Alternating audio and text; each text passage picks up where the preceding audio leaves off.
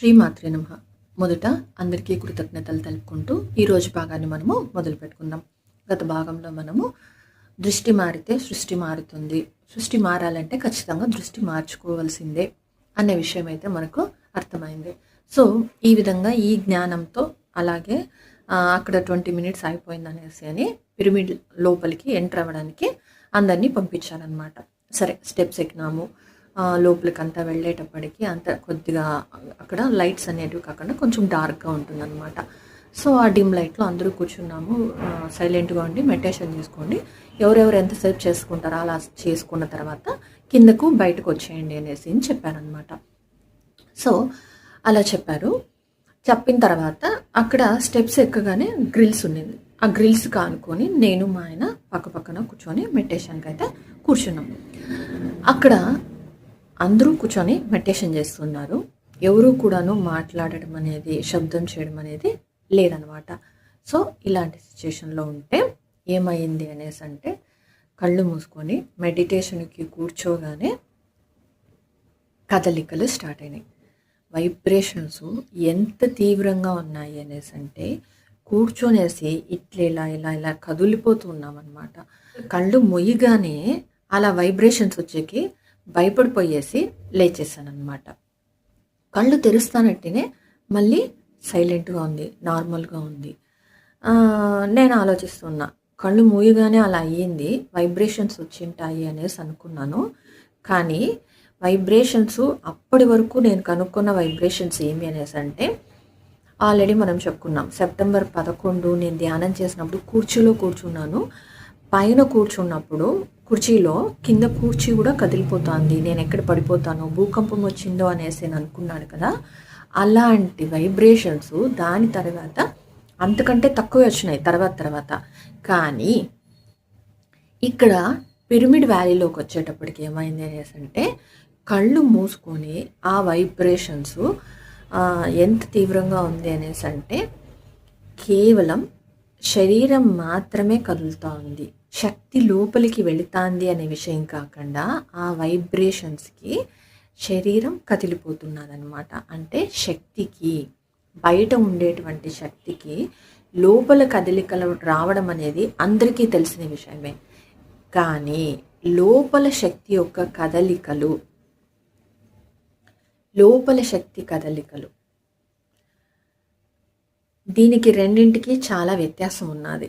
అది ఏమి అనేసి అంటే, ఇప్పుడు మనం ఒక వస్తువుని తీసుకున్నప్పుడు బయట నుంచి కనుక వైబ్రేషన్ ఇస్తే శరీరం మొత్తం ఇలా కదులుతుందన్నమాట.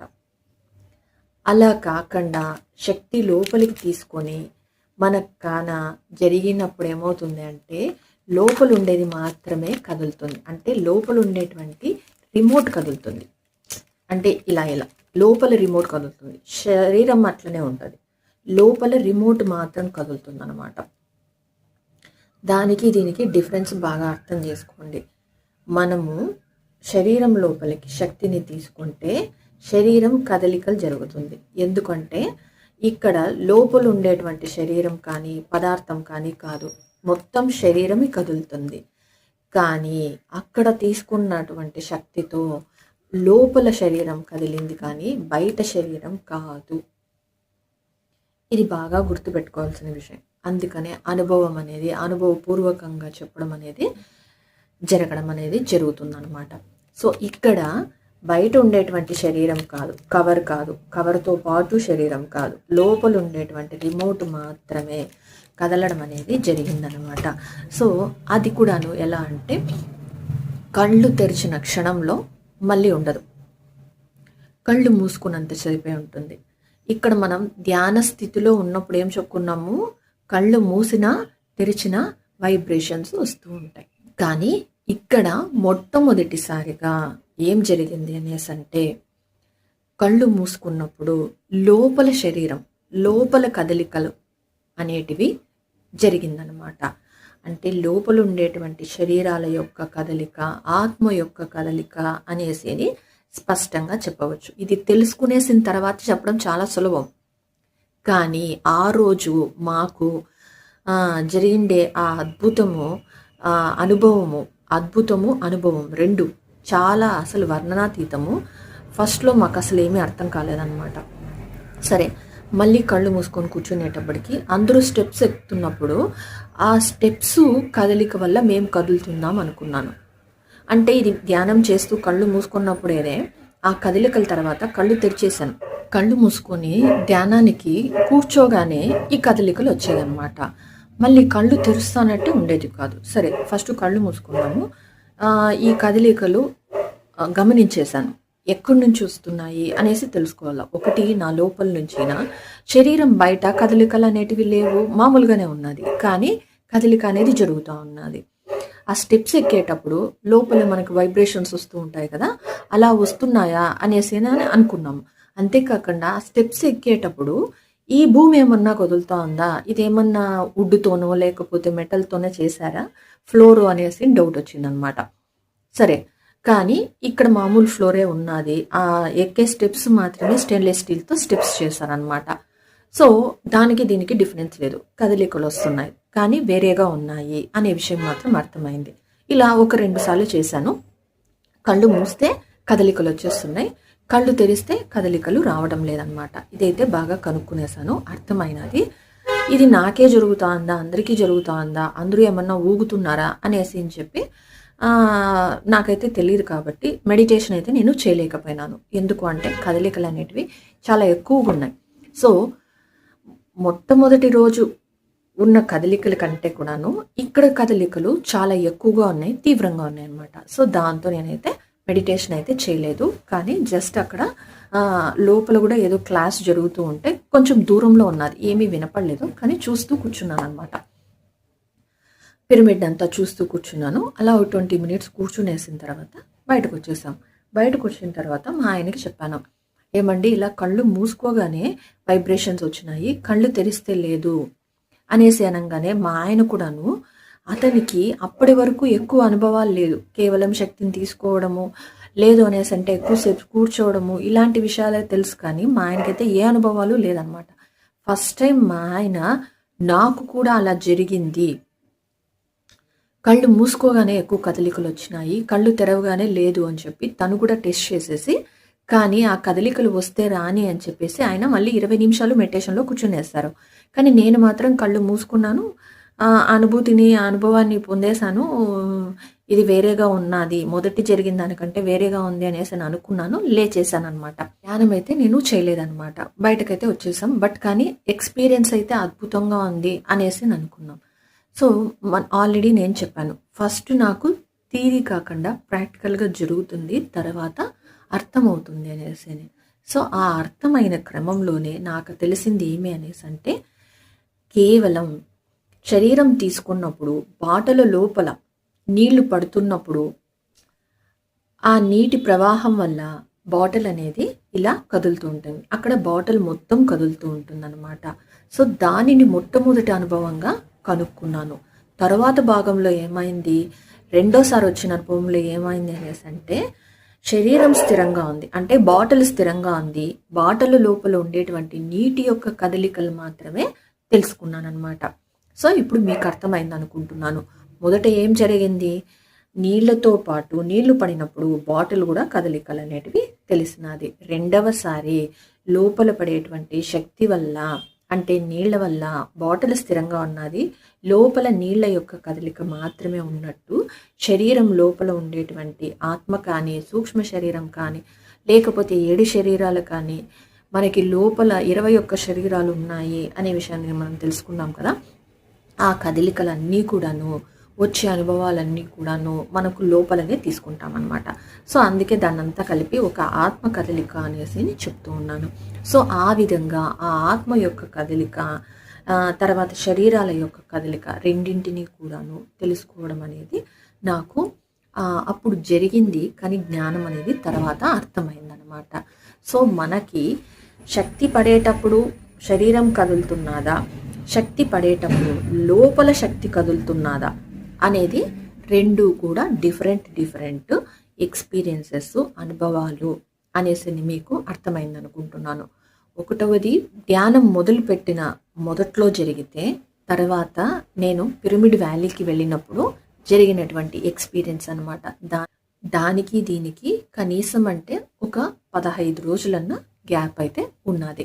సో ఈ విధంగా నాకైతే ఎక్స్పీరియన్స్ అనేది కదలికల్లో 2 డిఫరెన్స్లు ఉన్నది అనే విషయం అర్థమైంది. శక్తి వల్ల మనము శరీరం కదులుతున్నదా, శక్తి వలన లోపలుండేటువంటి శరీరాలు ఆత్మ కదులుతున్నదా అనేది కూడాను మనం తెలుసుకోవాల్సినటువంటి విషయం అన్నమాట. సో ఇదే కాకుండా మనకి శక్తి లోపలికి వెళ్ళినప్పుడు కుండలిని శక్తి యాక్టివేషన్ అయినప్పుడు మనకి ఎలా ఉంటుంది అనేసి అంటే ఇలా ఉంటుంది. మనకి శక్తి లోపలికి ప్రవహించేది ఇలానే వెళ్తుంది, కానీ దానికి దీనికి డిఫరెన్స్ ఏమి అంటే కుండలిని శక్తికి డిఫరెన్స్ ఏమి అనేసి అంటే మనకు శక్తి ప్రవాహాలు జరిగినప్పుడు లోపల ఇంత వైబ్రేషన్స్ అంటే మనకి ఇలా జరిగినప్పుడు పాము మాదిరిగా వెళ్తా ఉందా లేక పామే వెళతా ఉందా? సో పాము వెళ్ళినప్పుడు ఇంత వెడల్పుగా వెళ్ళినప్పుడు శక్తి వెళుతూ ఉంటుంది. లేదు అంటే కుండలిని శక్తినే వెళ్ళినప్పుడు మనకి ఏమవుతుంది అనేసి అంటే ఈ చక్రం లోపల వెళుతుంది అన్నమాట, బయట కాదు. శక్తి వెళ్ళినప్పుడు మనకి ఇలా బయట వెళుతుంది. కుండలిని శక్తి లోపలి నుంచినే చక్రం లోపల వెళుతుందన్నమాట. రెండూ కూడా పాము మాదిరిగా ఇలా వక్రంగానే వెళ్తాది, కానీ చక్రం బయట వెళుతా ఉందా, చక్రం లోపల వెళుతా ఉందా, చక్రంతో పాటునే వెళుతా ఉందా అనే విషయాలను మనం చిన్నగా గమనించుకుంటూనే మనకు అర్థమవుతుందన్నమాట. సో శరీరం బయట నిండడానికి, శరీరం లోపల కదలికలకి, శరీరం బయట కదలికలకి, లేకపోతే శక్తి వల్ల కదలికలకి, మన లోపల శక్తి కదలిక. ఎందుకంటే బ్రహ్మరంధ్రం ద్వారా శక్తిని లోపలికి తీసుకున్నాం. ఆ తీసుకున్న శక్తి మూలాధారం వరకు వెళ్ళి కుండలిని శక్తి ఉత్తేజితమయ్యి అక్కడి నుంచి ప్రయాణం లోపల మొదలు పెడుతుంది. అప్పుడు మనకి చక్రం బయట ఉండేటువంటి 4 ద్వారాలతో కానీ 4 పక్కలతో కానీ సంబంధము లేకపోతే అవసరం ఉండదన్నమాట. కేవలం లోపలనే ఇలా వెళ్ళిపోతూ వస్తుందన్నమాట. అది లోపల శక్తి. లేకపోతే లోపలి శక్తినే ఉత్తేజితమైందా, కుండలిని శక్తి, ఆత్మ అనేటివి లోపలి శక్తులు అన్నమాట మనకి. అంతేకాకుండా మనకి అంతరాత్మ అనేది ఆ శక్తి కదలిక ఎలా ఉంటుంది అనేసి అంటే మొగ్గ విచ్చుకున్నప్పుడు పువ్వు ఎలా అయితే ఇలా వికసిస్తుందో కుండలిని శక్తి ఇలా ఉంటుందన్నమాట. అంటే అది ఎంత ప్లేస్ ఆక్యుపై చేయాలా అనేది ఇలా విస్తరిస్తూ వస్తుంది. ఈ శక్తులంతా కూడాను ఇలానే ప్రవహిస్తూ పోతూ ఉంటాయి ముందరికి. శక్తి జరగడం అనేది ఇలానే జరుగుతూ పోతూ ఉంటుంది. మనలో శక్తి మేల్కొన్నప్పుడు అంటే ఆత్మశక్తి లేదు అనేసి అంటే కుండలిని శక్తిలో లోపలనే జరుగుతూ ఉంటుంది. సో ఆత్మ బయటికి ఇలా లేదా లోపలికి ఇలా, బయటికి ఇలా లోపలికి ఇలా వచ్చేస్తూ ఉంటుంది. అగైన్ ఇది కూడా అంతరాత్మ శక్తినే ఇలానే కదా అనేసి అంటే మనకి ఆత్మ వచ్చేసి ఇలా బయటకు వచ్చేస్తుంది, ఇలా లోపలికి వస్తుంది. అది ఒకేసారి జరిగే ప్రక్రియ. ఇలా బయటకు వెళ్తుంది, అలా బయటకు వస్తుంది. ఇది స్లో ప్రాసెస్ అన్నమాట. పువ్వు విచ్చుకున్నంత నెమ్మదిగా విచ్చుకుంటూ ఉంటుంది అన్నమాట. సో ప్రతిదానికి నేను వ్యత్యాసాన్ని ఖచ్చితంగా చెప్తున్నాను కూడా, అర్థం చేసుకోవడానికి సులభంగా ఉండడానికి. లేకపోతే మనకి ఏది జరుగుతూ ఉంది, ఏది జరిగిపోయింది అనే విషయాలు మనకి అర్థం అవ్వడానికి కోసమనే ఎగ్జాంపుల్స్తో సహా నేను చెప్పడానికి కారణం అన్నమాట. సో అక్కడైతే లోపల మనం బయట తీసుకున్నటువంటి శక్తితో మన లోపలే ఉండేటువంటి శరీరం కానీ, ఆల్రెడీ బస్సులో సూక్ష్మ శరీరంతో కానీ ఎక్స్పీరియన్స్ అయింది అనేసి చెప్పుకున్నాం కదా. చేతన శక్తి ఎలా ఉంటుంది, చేతన అవస్థ ఎలా ఉంటుంది, నిద్ర లేకపోతే నిద్ర ఉన్నప్పుడు ఎలా ఉంటుంది అనేసి మనం ఆల్రెడీ చెప్పుకునేస్తున్నాం. సో ఇక్కడ మన లోపలి శక్తి ఉత్తేజమైనప్పుడు లేకపోతే జాగృతమైనప్పుడు, ఆత్మశక్తి బయటకు వచ్చినప్పుడు ఎలా ఉంటుంది అనే విషయాన్ని అక్కడ నేను తెలుసుకోవడం అయితే జరిగిందనమాట. అది ప్రాక్టికల్స్ జరిగిన తర్వాతనే నాకు థియరీ అర్థమైంది. ఇది ఖచ్చితంగా తెలుసుకోవాల్సిన విషయం ఏమి అంటే మొదట నాకు ప్రాక్టికల్స్ ఎప్పుడు జరిగినాయి, తర్వాతనే దానికి తగినటువంటి సబ్జెక్టు లేకపోతే జ్ఞానం కానీ నాకు తర్వాతే వచ్చిందనమాట. సో దానితో అక్కడితో నాకు లోపల ఉండేటువంటి శక్తి కదలికతో, శక్తి అనేది కదలికలు ఏర్పడింది ఎప్పుడైతే నేను కాస్మిక్ ఎనర్జీని తీసుకున్నానో. శక్తి ఉత్తేజం అనేది జరిగింది. ఇది ఉత్తేజం. చక్రాలు ఉత్తేజం, నాడీ మండలం ఉత్తేజం. నాడీ మండలంలో శక్తి ప్రవహించిన తర్వాత అక్కడ ఉండేటువంటి బ్లాక్స్ అన్నీ వెళ్ళిపోయి నాడీ మండలం తేజోవంతంగా అవుతుందన్నమాట.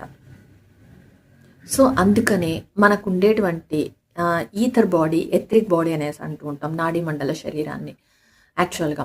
సో అలా కాకుండా నాడీ మండలంని మనం క్లీన్ చేసుకుంటాం అనమాట, శక్తితో శుద్ధి చేసుకుంటాం.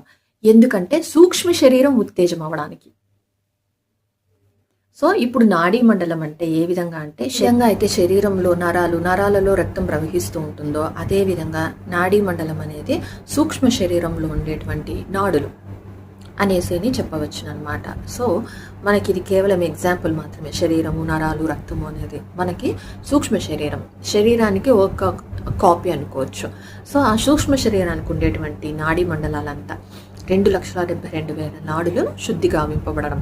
అవి శుద్ధి అయితే ఆటోమేటిక్గా నాడీ మండలం శుద్ధి జరిగింది అనేసి అంటే మన సూక్ష్మ శరీరం ఉత్తేజమయ్యి ప్రకాశవంతంగా వెలుగుతుందన్నమాట. అలా సూక్ష్మ శరీరం ఉత్తేజం అవ్వాలి అనేసి అంటే నాడీ మండలం శుద్ధి అనేది జరగాలి. సో ఆ నాడీ మండల శుద్ధి అనేది కంప్లీట్ అయింది కాబట్టినే బస్సులో నాకు అచేతనా స్థితిలో మనము ఉండకుండా చేతనా స్థితిలో ఉండడం అనేది నాకు జరిగింది. అంతేకాకుండా అది జ్ఞానం అనేది అర్థం అవడానికి కూడా నాకు 3 అవర్స్లోనే సరిపోయింది. వెంటనే అయితే నాకు జ్ఞానాన్ని అయితే పొందాను కాబట్టినే నాకు చేతనా స్థితిలో ఉండి ధ్యానం చేయడం అనేది తెలుసుకున్నాను. అందుకోసమనే మనం కుదిరినంత ప్రశ్నలు వేసినప్పుడు సమాధానం కోసి వేచి ఉండవలసిన అవసరం కూడా ఉంటుంది. అలా కాకుండా వెంటనే వచ్చే సందర్భాలు కూడా ఉంటాయన్నమాట మనకి. సో సూక్ష్మ శరీరం ఉత్తేజం అవ్వాలి అనేసి అంటే నాడీ మండల శుద్ధి జరగాలి.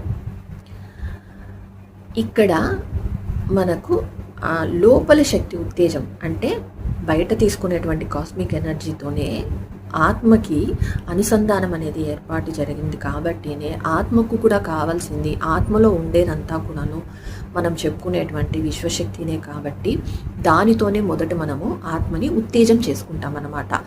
ఆత్మ మళ్ళీ ఆ కాస్మిక్ ఎనర్జీని సోల్ ఎనర్జీగా మార్చుకుంటుంది, కన్వర్ట్ చేసుకుంటుంది. ఎందుకంటే మనం ఆల్రెడీ చెప్పుకున్నాం, మన శరీరంలో ఉండేటువంటి ఆత్మలో ఉండేటువంటి అంతరాత్మలో అంతా ఉండేటువంటిది కేవలం శక్తి అంతే అన్నమాట. ఆ శక్తిని మనం బయట ఉంటే విశ్వశక్తి, అది వచ్చేసి పరమాత్మగా ఉంటే అంటే బయట ఉండేటువంటి షెల్గా ఉంటే పరమాత్మ శక్తి అని, ఆత్మగా ఉంటే ఆత్మశక్తి అని, అంతరాత్మలో ఉంటే అంతరాత్మ శక్తి అని అంటే పేర్లు పెడుతూ ఉంటాం. కానీ కంప్లీట్గా అంతా ఉండేదంతా కూడా కేవలం శక్తి మాత్రమే. మనం ఆయా స్థానానికి లేకపోతే స్థలాలకి రీచ్ అయినప్పుడు ఆ పేర్లు అనేటివి మనం తెలుసుకుంటాం. మన ఈ శరీరానికి అంతటికీ ఉండేటువంటి శక్తి పేరు ఆత్మశక్తి. కాబట్టి ఆ ఆత్మశక్తి అనేది ఉత్తేజం అవ్వడం, లేకపోతే యాక్టివేషన్ అవ్వడం, లేకపోతే కదలిక అనేది మొదలవ్వడం ఆ పిరమిడ్ వ్యాలీలో నాకు జరిగిందనమాట. సో అక్కడి వరకు నాకు ఆత్మ అనేది టాపిక్ ప్రతి ఒక్కరూ కూడా ఆత్మస్వరూపులు అనేసి తెలుసు. కానీ ఆత్మస్వరూపాన్ని నేనుగా నాకు లోపల ఫీల్ అయినది ఆత్మశక్తిని అక్కడే అనమాట. కానీ ఆత్మగా ఫీల్ అయినాను అనే విషయం కూడా నాకు తర్వాతనే అర్థమైంది. కేవలం చేతనా స్థితిలో ఉండి ధ్యానం చేశాను అన్నది మాత్రమే జ్ఞానంని నేను బస్సులో పొందాను. కానీ ఈ ఆత్మశక్తి చైతన్యం అనేది కానీ ఆత్మ ఉత్తేజం అనేది కానీ కూడాను జరిగింది అనే విషయం నాకు తర్వాత అర్థమైంది. ఎందుకు అనేసి అంటే నెక్స్ట్ ఈ టాపిక్స్ చెప్పుకునేటప్పుడు ఆత్మ ఉత్తేజం కూడా వస్తుందన్నమాట, లేకపోతే ఆత్మ దర్శనం అనేసి కూడా చెప్పుకోవచ్చు. ఆ టాపిక్ వచ్చినప్పుడు దాని గురించి ఇంకొంచెము క్లియర్గా మనకి అర్థమవుతుంది, అర్థం చేసుకోవచ్చు కూడా. సో ఇక్కడ కేవలం నేను దానిని తెలుసుకున్నాను అన్న విషయాన్ని మాత్రమే ఇక్కడ చెప్పడం అయితే జరిగింది. సో పిరమిడ్ వ్యాలీలో నేను పొందిన ఎక్స్పీరియన్స్ అయితే ఫస్ట్ ఎక్స్పీరియన్స్ అయితే అది అనమాట. సో ఇక్కడికి ఆల్రెడీ మనం చెప్పుకున్నాం, సారు ఎప్పుడు కూడాను ఒక చోట ఉండరు, తిరుగుతూ ఉంటారు. కాబట్టి బెంగళూరులో ఉన్నారా లేదా అనే విషయము మీరు ఎక్కువ ఎక్స్పెక్టేషన్స్ పెట్టుకోవద్దన్నారు కదా. సో కాబట్టి మేము అనుకున్నట్టు అక్కడ సారు లేరనమాట. కాబట్టి నేను పత్రి సార్ని అయితే మీట్ అవ్వలేకపోయినాను. కానీ ఈ ఎక్స్పీరియన్స్ వల్ల నాకేం జరిగింది అనేసి అంటే నేను వెంటనే నెక్స్ట్ వీకే మళ్ళీ పిరమిడ్ వ్యాలీకి వెళ్ళాలి అన్న ఆలోచన అయితే నాకు వచ్చింది. ఆల్రెడీ మా ఆయనతో చెప్పాను కదా, నాకు ఈ ఎక్స్పీరియన్స్ వచ్చింది, ఇలా కదలిక జరిగింది అనేసి. అయితే సరే నెక్స్ట్ మళ్ళీ మనము వీలు చూసుకొని పిరమిడ్ వ్యాలీకి మళ్ళీ మన ఇద్దరము వస్తామనేసి అక్కడనే వెంటనే డిసైడ్ చేసుకోవడం కూడా జరిగిందనమాట. సో తర్వాత నేను నెక్స్ట్ వెళ్ళినప్పుడు సార్ని నేను కలిశాను. సో అప్పుడు ఆడ ఏం జరిగింది, సార్తో నా మొట్టమొదటి అనుభవం ఏంటి అనే విషయాల గురించి తెలుసుకున్నాం. అప్పటి వరకు కృతజ్ఞతలు ఫ్రెండ్స్. Thank you.